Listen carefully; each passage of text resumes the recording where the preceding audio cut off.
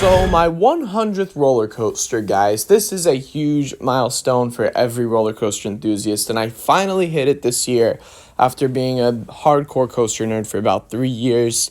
And I can safely say that I made a very good choice for this roller coaster. I think it was a really nice fit for it to be a big milestone credit.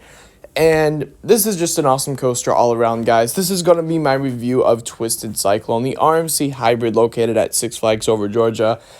And when the animations first came out, a lot of people were just kind of saying, oh, it's just the bottom of the barrel RMC. It's still an RMC, but everyone just kind of liked to complain about it in that sense. However, I feel like that's kind of diminished a little bit, especially now that more and more people are starting to ride it. They're kind of seeing that this coaster is a great coaster, and stats don't necessarily mean everything.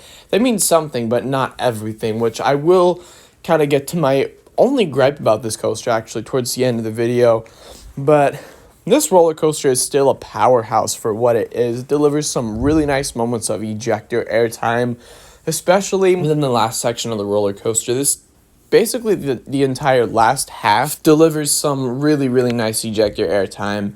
And a lot of people have kind of already compared Twisted Cyclone to Steel Vengeance pretty much as they would any good coaster to Steel Vengeance, and they said they felt very similar. And I got 3 rides on this thing, so I didn't get very many rides, but I got enough to get a good feel for the coaster.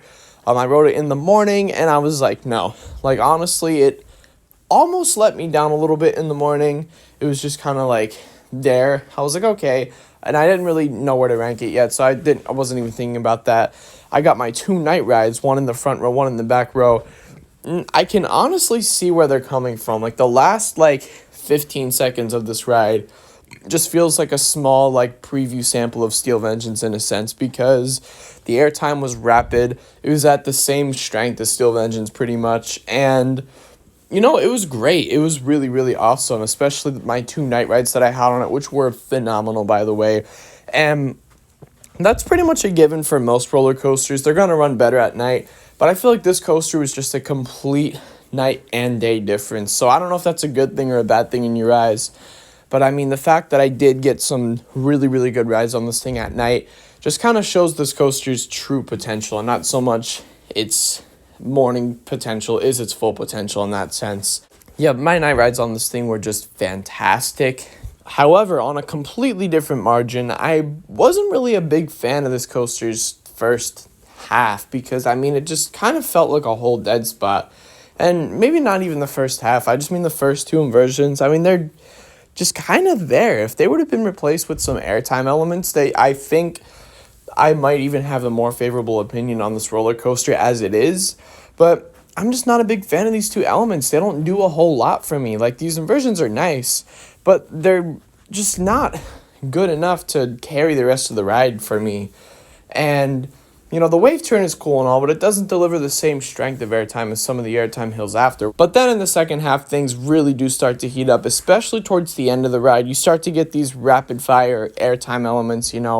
I feel like once things really actually start to heat up on this ride, they end way too abruptly. And at first, like I was saying, the first half is just kind of there. And then once the second half really starts picking up, once you get that rapid, succession intensity type feeling, oh crap, here we go. And it just ends. The brakes just kick in. And I'm like, oh, that's my only major gripe about this roller coaster. Screw the first half being not the best thing ever. But it just, I don't know, it just bothers me. That's the only thing that I can truly take away that I truly dislike about this coaster. Plus, it's short.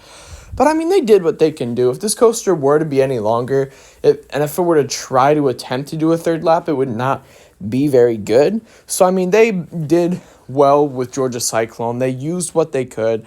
And if it weren't to end on such a strong note, I probably would not like this coaster as much as I do, probably. It might even be a little lower in my rankings as of right now. But all in all, this coaster is really awesome. I would say this coaster is worth the trip alone. We were already on a family road trip to begin with. We were already coming to Atlanta to begin with, so that's kind of why this is the only park that I did on this trip. However, Twisted Cyclone is an awesome coaster. definitely the best coaster in the park. I'm going to have to give it a 9 out of 10. It's an amazing ride. It's seriously a fantastic little ride for what it is. However, it's just not quite there for me. That's all I'm going to say. I hate to bash on it anymore because it truly is a great ride. So, thank you all so much for watching. If you've ridden it, be sure to drop your thoughts on it below. Be sure to like, comment, subscribe, and as always, I will see you all later. Peace out.